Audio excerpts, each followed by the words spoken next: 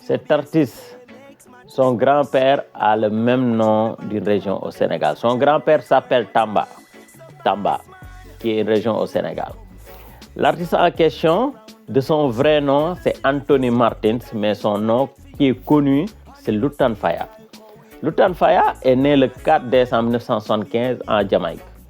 Il est membre de la branche Rastafari des Bobo Ashanti. Lutan Fyah est reconnu pour sa voix expressive, son écriture consciente, mais aussi son engagement dans le reggae roots moderne. Au départ, il avait un destin ou bien une carrière dans l'architecture, puisqu'il avait fait des études très poussées dans le domaine de l'architecture. Il était dans une université en Jamaïque. Et à côté, il était joueur professionnel, joueur de football professionnel dans un club reconnu en Jamaïque, puisque lui, sa passion était aussi le football, ce qui est appelé dans les pays anglophones américains soccer. Donc, mais il avait la grande passion, c'était la musique. Donc, comme son grand-père Tamba avait un studio et était DJ, donc il voyait des artistes jamaïcains passer chez son grand-père. Donc, vers les années 1999, il enregistre avec Buju Banton, la maison de disques de Buju Banton, Gargamel Records. Il enregistre un album et ça fait écho. Donc, maintenant, il est dans sa passion qui est la musique. Ses premiers albums, Dem No Know, Themself, sortis en 2004. Et puis, Time and Place en 2005, il devient très vite connu. Lutan Fyah est un artiste reggae conscient, reggae roots. Ses paroles traitent souvent des inégalités sociales, de la corruption, de l'unité africaine, mais aussi de l'identité et de la vérité. Il maintient une fidélité à la sonorité jamaïcaine authentique. Pour lui, trop de mélange dans le reggae détruit en fait la sonorité originale et originelle du reggae. Il s'oppose à une dilution excessive du reggae. Pour lui, il ne faut pas mettre tout ce qu'on trouve, n'importe quelle sonorité dans le reggae.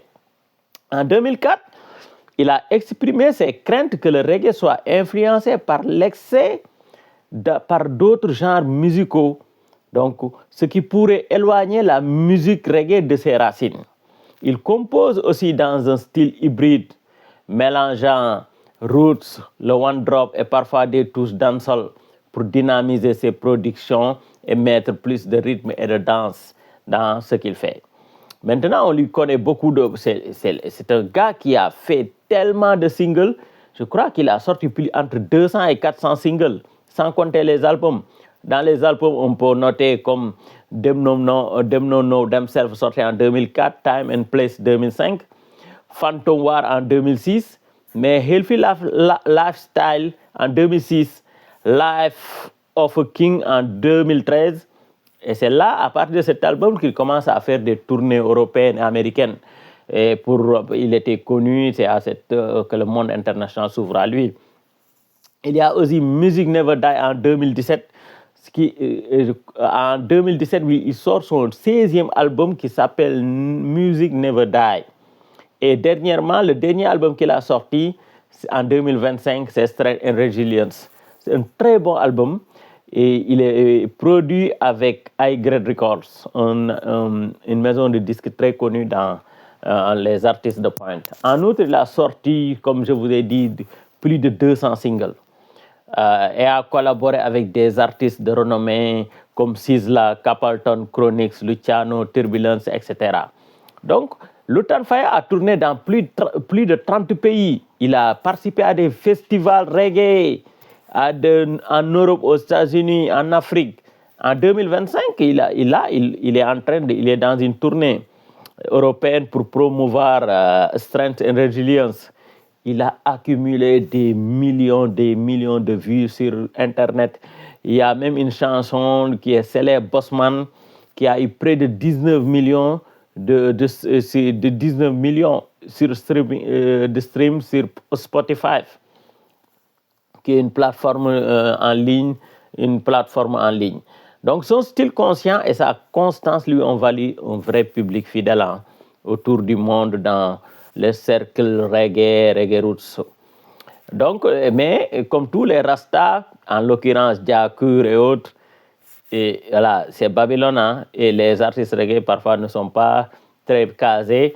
Lui, il a eu quelques démêlés avec la justice aussi, Lutan Fyah.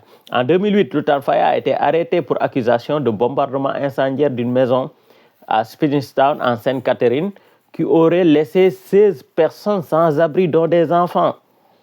Mais Lutan Fyah a nié les accusations, affirmant qu'elles étaient une conspiration. En 2020, il a sorti le single Suspicious, dans lequel il évoque des rumeurs autour de sa personne et invite les gens à le juger par sa musique et son caractère, mais pas par les bruits des médias de Babylone ou bien des accusations gratuites. Le fait qu'il a été initialement joueur de football professionnel est souvent cité dans les interviews. Il aurait abandonné cette carrière pour la musique qui est sa passion favorite. Il a beaucoup été influencé, comme je vous ai dit, étant jeune. À bas âge, il était par ses grands-parents, en l'occurrence son grand-père Tamba. Il raconte que Tamba, son grand-père, possédait un sound system, le Black Eye Nevers, et organisait des fêtes où des musiciens jamaïcains légendaires étaient parfois présents. Ce passé familial musical l'a nourri. Et par ailleurs, il a critiqué les évolutions du reggae, affirmant que la fusion excessive du reggae avec d'autres sonorités pouvait affaiblir l'essence jamaïcaine du genre reggae. Lutan Fyah, ses thèmes principaux qu'il chante tournent autour de 4 accents. On peut citer par la conscience sociale. Souvent, il dénonce les inégalités, la corruption, l'abandon des plus faibles, les couches vulnérables, les pauvres. Il est tout le temps dans ses chansons en train de dénoncer, de soutenir ou bien même de critiquer le système inégalitaire pour le peuple. Et on retrouve aussi un autre thème récurrent qui vient dans ses chansons, c'est l'unité africaine et l'identité noire. Souvent, il fait des références au panafricanisme. Il appelle à tous les Noirs de la diaspora, où qu'ils se trouvent, où la peau black, la peau noire, à faire vraiment esprit de solidarité et de conscience rasta, d'unité africaine, d'identité noire. À côté, il développe beaucoup de thèmes sur la spiritualité rasta, des messages d'élévation de la foi en Jah Rastafari et les valeurs morales et les valeurs dans la philosophie rasta, surtout dans le courant du rastafarisme, le mouvement Bobo Ashanti.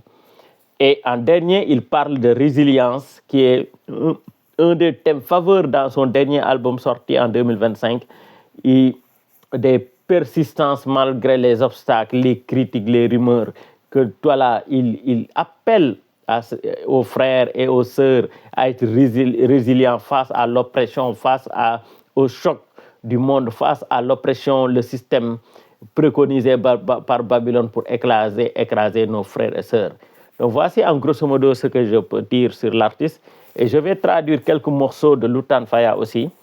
Là, j'ai terminé avec Lutan Fyah, donc je crois que je vais commencer à traduire quelques morceaux pour chaque artiste cité aujourd'hui, pour faire mieux comprendre aux mélomanes et frères et sœurs africains de la diaspora sur l'identité du mouvement Rasta, des Noirs et de la diaspora africaine.